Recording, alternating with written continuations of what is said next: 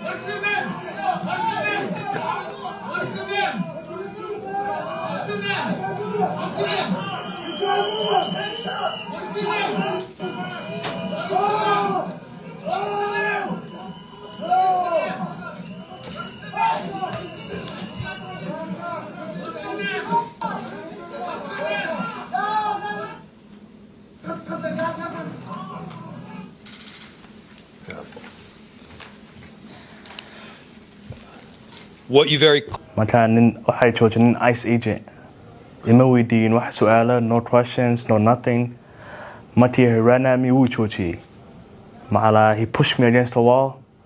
Hold you pushed him, markaan he handcuffed me. Waxaa dhahay, I'm a US citizen. I have my ID on my phone. Let me go. Markaan wuxuu dhahay, we don't care. Markaan dibadda ii bixiyeen, dragged me through the snow. Markaan ninka wuu ii pushed. Markaan wuxuu geliyay chokehold inuu yahay. Markaan he put me inside the car. Waxaa dhahay, I have my passport. Mala saaxiib wuxuu hayay my picture of my passport. He was showing him through the car. Waxay dhaheen, we don't care about that. I told him, okay. He said, waxaa ka qaadana picture. So I told him, waxaa misamey. I can give you my name, my date of birth, and I have my passport on my phone. Can I show you? And they said no. They turned off my phone. They turned off the location. He did all the way in Bloomington. My first story in Cedar, which were in like 1 hour. How we here for no reason. Let me show you my passport. We don't care. How sorry we went all the way to. They took me to Bloomington finally. In Bloomington, when we arrived, they made me step outside. It was snowing. And I told them, can I go outside? I'm cold. Okay. They said, no, we have to scan your face. So I let them scan my face because I was cold. clearly saw in that video was Mubashir, an American citizen, someone who has been here nearly his entire life, tackled, handcuffed, taken into custody for no reason at all, in clear violation of law and the Constitution of the United States, for simply walking down the street and looking like he's Somali. This should make every single person in America, whether you are a Democrat or Republican, livid. For those that believe in the work of the Founding Fathers, for those that believe in the maintenance and endurance of our republic, for those that want to stand up for justice, now's the time to be speaking out. Because I've got one basic question for everybody who's watching, and I'm looking for one basic answer. Are you an American citizen? If you are an American citizen, you yourself may be in the crosshairs of this administration, because in that sense, you're no different than Mubashir. This is a person that was leaving for his lunch break. This was a person who was out on the street doing literally nothing wrong. And what we saw by these ICE agents that clearly did not know what they were doing was violence, an unwillingness to hear the simple truth, which he was repeating again and again, which is, I'm an American citizen. Those were the words that he was saying again and again. Those words, if nothing else, should give them a minute of pause so that they could find out, hey, who are you? What's your name? Are you a citizen or not? Have you done literally anything wrong at all other than existing in the world? The answer is, of course, no. And the reason we're here right now is, I believe, some directives were given from pretty high up that just can't be carried out. Directives like, I want you to go to Minneapolis and target the Somali community and deport a bunch of illegal or undocumented immigrants. You know, go to a factory or go to a meatpacking plant, find a bunch of Somalis that aren't undocumented, arrest them, detain them, and then deport them. But here's the thing. That meatpacking plant, that factory, you won't find a whole bunch of undocumented Somalis there. Why? Because for the most part, they're all American citizens, like you and like me. They get up in the morning, they go to work like Mubashir, they drop their kids off at daycare, they go and work a long shift, they try to get through a long Minnesota winter together. These people are our community members, they are our neighbors, they have made Minneapolis a better place. Juxtapose that against what we're seeing from some of these federal agents right now. They don't know how to operate under the Constitution. They don't know how to keep people safe. They don't know how to catch criminals, because certainly Mubashir is not one. They don't even really know how to drive in the snow. It's pathetic. So right now, all of us are in a position to be speaking up. Our residents deserve better from the federal government. They deserve transparency. They deserve communication. What they don't deserve is headlocks in the middle of the winter in the snow, being detained and taken off somewhere, God knows where, without your family or your friends even knowing where you are. That's not what they deserve. So Minneapolis is not going to stand by this kind of crap.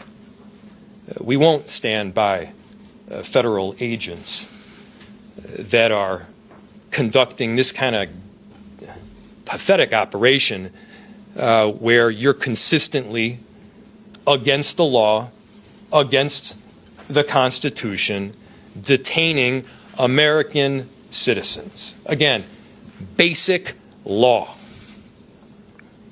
Mubashir is going to tell a story in a second, and you'll hear directly from him.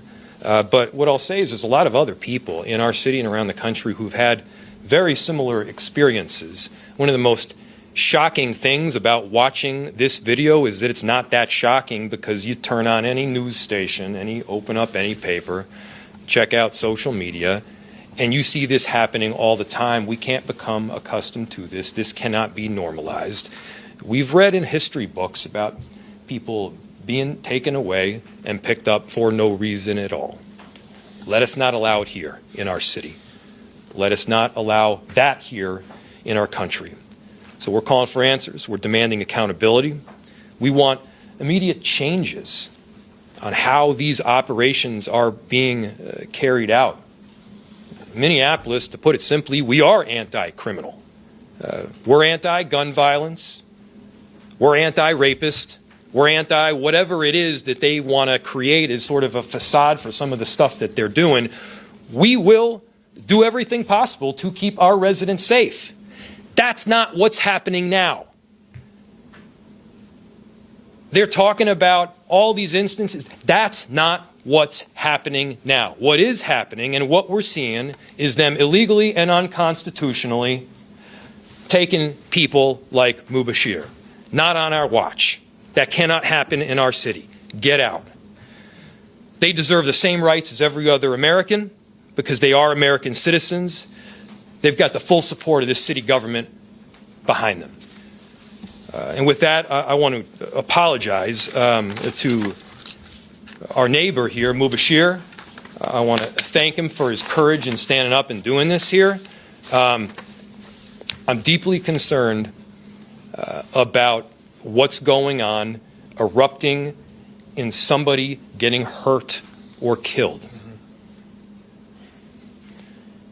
I'm deeply concerned about what's going on here, escalating, and somebody getting hurt or killed. Anybody getting hurt or killed. We cannot have that in our country. Mubashir. Thanks, Mayor. And good afternoon, everybody. My name is Mubashir. And I never expected to be standing in front of all these cameras and microphones. But what happened to me cannot stay quiet. What happened to me was unjust, uncalled for. I was simply on my lunch break. I literally went downstairs from my building. I wasn't even outside for mere seconds before I seen a masked person running at me full speed. He tackled me, pushed me inside the restaurant, like as you can see in the video.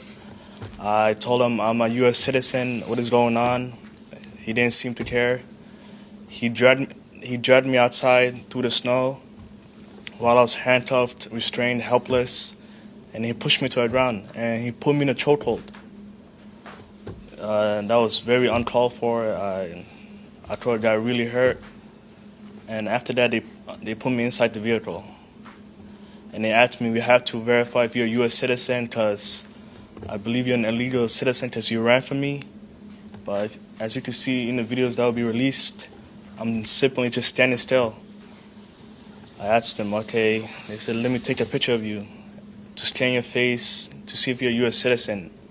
I declined because how will a picture prove I'm a U.S. citizen? I told them I have my passport. It's in my phone. Can I open it and show you? He declined. I told him, can I give you my name and my date of birth? He declined. So he took me on the other side of Cedar, and they kept me there for 45 minutes. Just asking, we have to scan your face, we have to scan your face. After about a whole hour, they said, okay, we can do your fingerprints on our phones. And the fingerprints were not working. So I guess they waited on 20 more minutes, and they said, we're going to take you into Bishop Henry, all the way in Bloomington. While they were driving me all the way there, they were wasting time. They kept going back in the same highway. I told them, are you guys lost? But they said, yeah, this is our first time taking someone in. And they had the maps out and everything. And they were trying to intimidate me. So after I arrived at the facility, they parked up, the gate was closed, and they made me step outside in the snow while it was snowing. And they said, we have to scan your face or we're not going to let you inside the car. So I had no choice. I let them scan my face. I was so cold. I guess the face thing, it didn't work. So they finally took me inside the facility. They kept me there for another 20, 30 minutes. I seen other people that were in holding cells. And at that time, I asked for water. They declined my water. And I also asked for medical assistance because my hands were numb and my back was hurting because he pushed me down and he put his whole body weight. They told me we don't have any medical staff at the facility. So I said, can I get water at least? They declined. And I guess finally some lady listened. I told her, yo, can you turn on my phone? I have my passport card. And she finally let me use my phone. I showed her. And she said, okay, we still have to do your fingerprints. I did my fingerprints. And they finally let me go.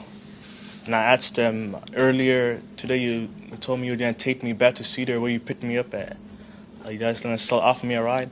Because at that point, I didn't know if anyone knew where I was because they turned off my phone, they turned off my location. You don't know where you're at. So I asked them, can you take me back to where you picked me up from? They said, no, you have to walk in the snow. They were being serious. I asked 3 times, they said, no, you're walking. But eventually my parents came and picked me up. And yeah, all I did was step outside as a Somali American, and I just got chased by a masked person. The agent then, at one point, he didn't identify himself. He didn't say, ICE, stop. I felt like I was getting assaulted. I was getting kidnapped, and that's exactly what it was.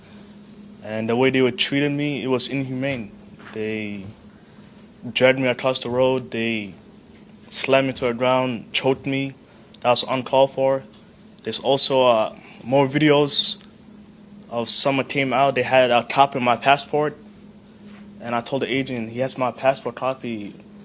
And he said, we don't care, we're still taking you in. And they kept me for 2 hours. And if this is what's happening to a U.S. American citizen on camera, imagine what could happen to your loved ones when there's no one around to witness what they're doing. But thankfully, my incident was caught on cameras. It was posted all over social media. This shouldn't be happening to anyone. We shouldn't feel targeted just because we're Somalis. Yeah, man, that's not right. That's right. Yes, sir. Good job.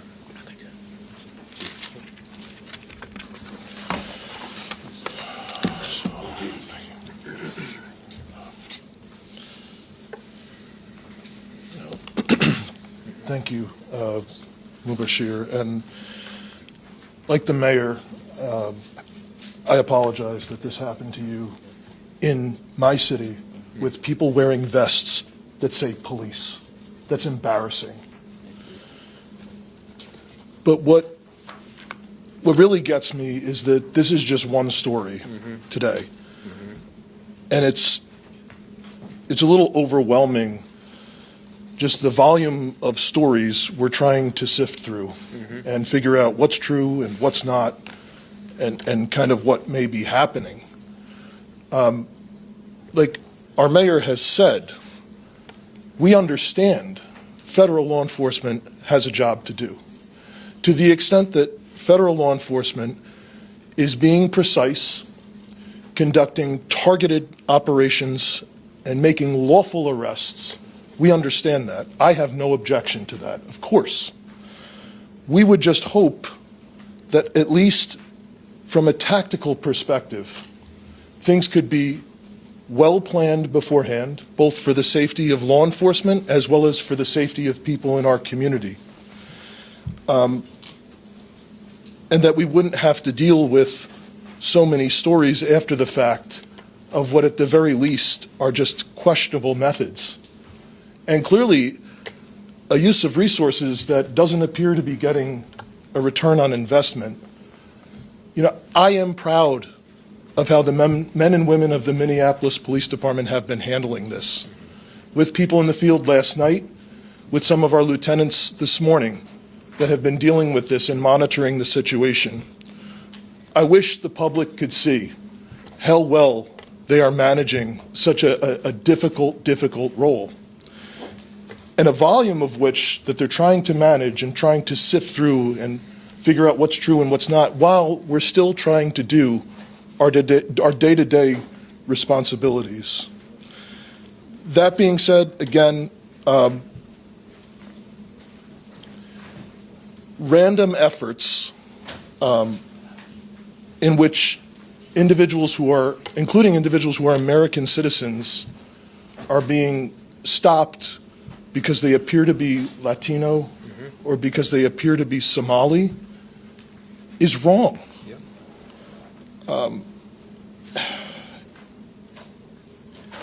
And even, you know, as I'm sure everyone has seen just on social media and in some of these stories, the things we've seen, just, again, some of the manner and the methods in which these things are happening is just not safe for anyone involved. So, thank you, Mayor. We'll stand for questions. Mayor Fry, Yes. you're a civil rights attorney by training. Is the conduct we saw in these videos, and are some of the accounts we've seen in recent days, for instance, the woman who was an observer who was taken into custody yesterday, are these violations of Minnesota criminal statutes? Are they